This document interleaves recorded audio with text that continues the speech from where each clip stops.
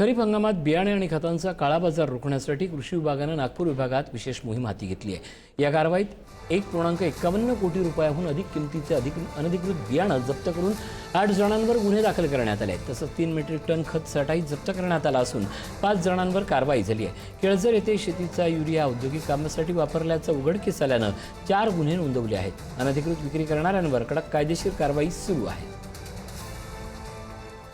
सोबत आहेत कृषी सहाय्यक संचालक गाडगे सर काय सांगाल कशा प्रकारची ही कारवाई होती आणि आतापर्यंत किती कारवाई केलेल्या आहेत आणि किती माल यातून जप्त केलेला आहे? हा, आपण म्हणताय ते बरोबर आहे की जसं आपण पाहतोय मागच्या 2-3 वर्षापासून जे एसटीबीटीचं जे आहे ते प्रस्त थोडंसं वाढत आहे आणि त्याची अनेक प्रलोभनं दाखवून ते शेतकऱ्यांच्या माथी मारण्याचा प्रयत्न जो आहे तो हे अशा अंधकृत जे काही विक्रेते आहेत त्यांच्या मार्फत केला जातोय आणि त्याच्यावर आम्ही जो आहे तो वास ठेवण्याचा प्रयत्न केलेला आहे।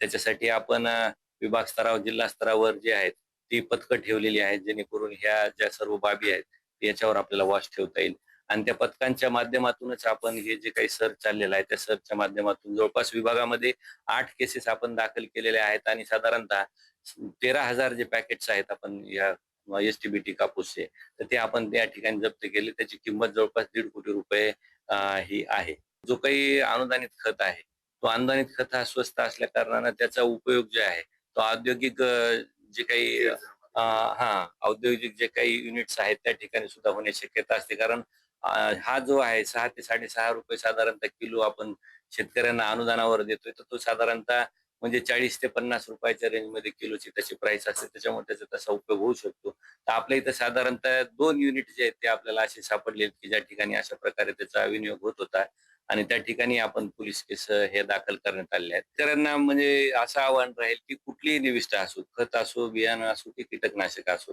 त्याच्यामध्ये जे काही आपले अधिकृत विक्रेते आहेत त्यांच्याकडून ते बियाणं त्यांनी घेतलं पाहिजे, त्याची रीतसर पावती मिळते।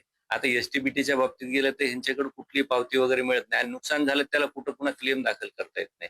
तर त्याच्यासाठी शेतकऱ्यांना जे आहे जे काही आपले अधिकृत विक्रेते आहेत त्यांच्याकडून ह्या ज्या निविष्ठ आहेत त्या घेतल्या पाहिजे। खूप खूप धन्यवाद। जितेंद्र शिंगाडे, पुढारी न्यूज, नागपूर।